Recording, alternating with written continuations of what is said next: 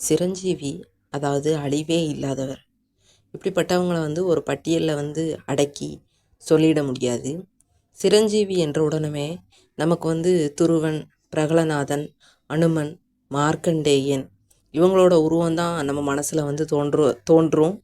ஏன்னா இது இயற்கை தான். இவங்களோட பெயரை கூறும்போது உங்கள் கைகள் தானாகவே குவியும். அப்படிப்பட்ட ஒரு நற்பெயர் தான் சிரஞ்சீவி அப்படின்னு சொல்கிறாங்க. அஸ்வத்தாமனாகிய நான் சிரஞ்சீவித்தன்மை கொண்டவன். கலியுகம் முடியும் வரை எனக்கு அழிவே கிடையாது.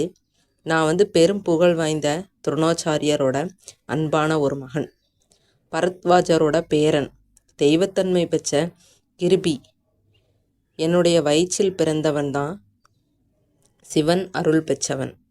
மகாபாரத போரில் கௌரவர்களோட தரப்பில் உயிர் தப்பி மிகச்சிலரில் நானும் ஒருவர். என்ன பயன்? தவறான நடவடிக்கையால் என்னோட வாழ்க்கையை நானே பாழடித்து கொண்டு விட்டேன். கர்ணன் தன்னோட தந்திரத்தால் போரில் பலரை வீழ்த்தினான். ஆனால் அவர் மூலம் நேரடியாக சபிக்கப்பட்டவனாக ஆயிட்டேன். தீயவர்களோட சேர்க்கை என்பது எந்த விதமான அழிவுக்கெல்லாம் வழிவகுக்கும் அப்படின்னு சொல்கிறதுக்கு நான் ஒரு எடுத்துக்காட்டாக விளங்குகிறேன். பிறந்தவுடன் என் அழுகுரல் குதிரையோட சத்தத்தை போல இருந்ததுனால என்னவோ எனக்கு அஸ்வத்தாமன் என்று பெயரிட்டனர். அதாவது அஸ்வம் என்றால் குதிரை என்று பெயர். சிவனை நோக்கி கடுந்தவம் புரிந்தார் என்னோட தந்தை துரோணாச்சாரியர். அதன் பலனாக பிறந்தவன் தான் நான். என்னோட நெத்தியில் ஒரு ரத்தினம் பதிக்கப்பட்டிருந்தது. அது அளித்த சக்தியோட காரணமாக எனக்கு யாரிடமும் தோல்விங்கிறது கிடையாது. எந்த ஒரு நோயும் என்னை அண்டாது. வில்வித்தையில் சிறந்து விளங்கியவன் நான். பாரத போரில் கௌரவர்களோட தரப்பில் தளபதியாகவும் பணிபுரிஞ்சு இருந்தேன். கர்ணனை விட்டுவிட்டால் துரோணாச்சாரியரோட நெருங்கிய நண்பன் நான் தான். என் தந்தை துரோணர் கௌரவப்படைக்கு தலைமை ஏற்று எதிர்த்தரப்புக்கு கடும் சேதத்தை விளைவித்தார். கண்ணன் ஒரு தந்திரம் செஞ்சான். என்னோட தந்தை என் மீது கொண்டிருந்த அளவில்லாத பாசத்தவே கருவியாக்கி அவர் முடிவுக்கு வழிவகுத்தார். போரில் நான் இறந்துட்டேன் என்று அறிந்தால் என் தந்தை அதிர்ச்சியில் போர்க்களத்திலிருந்து நீங்கி விடுவார் என்பது கண்ணனுக்கு நல்லாவே தெரியும். அதே சமயம் நான் சிரஞ்சீவி என்பதனால் என்னை யாருமே கொல்ல முடியாது அப்படிங்கிற விஷயமும் அவருக்கு நல்லா தெரியும். அப்படிங்கிறதுனால நான் இறந்ததாக யார் கூறினாலுமே அதை என் தந்தை துரோணர் நம்ப மாட்டார். அதையும் நன்கு அறிந்து வைத்திருந்தார். ஆனால் பொய் பேசாதவர் தர்மர் என்பதனால் துளியும் சந்தேகம் கொள்ளாதவர் என் தந்தை. இதை கண்ணன் பயன்படுத்தி கொண்டார். அஸ்வத்தாமன் என்ற யானையை கொன்றுவிட்டு அஸ்வத்தாமன் இறந்தான் என்ற தகவலை போர்க்களத்தில் பரவ செய்தார்.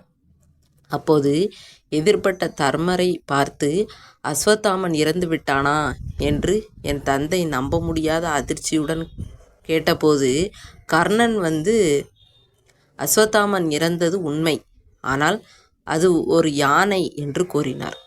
அவர் இரண்டாவது வாக்கியத்தை கூறும்போது யுத்த போரிகைகளை பெரிதாக ஒலிக்க விட்டார் கண்ணன். முதல் வாக்கியத்தை மட்டும் காதில் வாங்கி கொண்ட என் தந்தை பேரதிர்ச்சி அடைந்தார். நான் இறந்ததாக எண்ணி போரையே நிறுத்திவிட்டு போர்க்களத்திலேயே கீழே அமர்ந்து கொண்டார். அப்போது துருபதனின் மகன் திருஷ்டத்யும் அவரை கொன்றான். உண்மையை அறிந்ததும் முதல்ல சோகப்பட்டவன், பிறகு அளவில்லாத கோபம் கொண்டு பழிவாங்க தீர்மானித்தேன். போரின் போது ஒரு நாள் ஒரு காட்சியை கண்டேன். ஆந்தை ஒன்றை காக்கைகள் பகல் பொழுதுல தாக்கி கொண்டிருந்தது. அந்த ஆந்தை இரவில் காக்கைகளை பதிலுக்கு தாக்கியது. இது எனக்கு ஒரு புதிய சிந்தனையை விதைத்தது. போர்க்களத்தில் பாண்டவர்களை அழிப்பது என்பது இயலாத காரியம் என்பதனால அவர்கள் தூங்கும்போது அவர்களை அழிக்கலாம் அப்படின்னு தீர்மானித்தேன். இதை உணர்ந்து கொண்ட குலகுரு கிருபாச்சாரியர் என்னை தடுத்தார். போரின் விதிமுறைக்கு எதிராக நீ செயல்படக்கூடாது அப்படின்னு சொன்னார். இந்த உபதேசம் எனக்கு சமாதானம் அளிக்கவில்லை.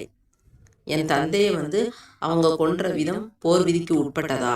ஆயுதங்கள் அனைத்தையும் துறந்து என் தந்தை அமர்ந்திருந்த போது அவரை கொன்றானே திருதஷ்டியும்னன். பாண்டவர்கள் தங்கியிருந்த கூடாரத்தை அடைந்தேன். உள்ளே ஐவரும் உறங்கிக் கொண்டிருந்தார்கள். கூடாரத்திற்கு தீ வைத்தேன். பின்னர் தான் தெரிந்தது பாண்டவர்களை கண்ணன் ஆலோசனைக்காக அழைச்சிட்டு போயிட்டாரு அப்படிங்கிற விஷயம். அவர்களது மகன்தான் பச்சத்தீயில எரிஞ்சு சாம்பல் ஆயிட்டாங்க அப்படிங்கிறது. பாண்டவர்கள் எனக்கு செயலுக்காக என் மீது உக்கிரமடைந்தார்கள். அர்ஜுனனுக்கும் எனக்கும் இடையில கடும் போர் நடந்தது. சக்தி மிகுந்த பிரம்மாஸ்திரத்தை அர்ஜுனன் மீது ஏவினேன். பதிலுக்கு தன்னிடமிருந்த பிரம்மாஸ்திரத்தை அர்ஜுனன் என் மீது ஏவினான். இந்த 2 சக்தி மிகுந்த ஆயுதங்களை மோதிக்கொண்டதால உலகமே அழிஞ்சிருச்சு என்பது இருவரையும் அவரவர் அஸ்திரத்தை மீண்டும் பெற்றுக்கொள்ளுமாறு முனிவர் வலியுறுத்தினார். அவர்கள் வேண்டுகோளுக்கிணங்க அர்ஜுனன் தனது பிரம்மாஸ்திரத்தை மீண்டும் தன்னிடமே வரவழைத்து கொண்டார். ஆனா பழி உணர்ச்சி குறையாதனா உனது பிரம்மாஸ்திரத்தை உத்திரையின் வயிற்றின் மீது தாக்க வைத்தேன். அர்ஜுனனோட மகன் அபிமன்யுவோட மனைவி உத்திரை அப்போது கர்ப்பிணியாக இருந்தாள்.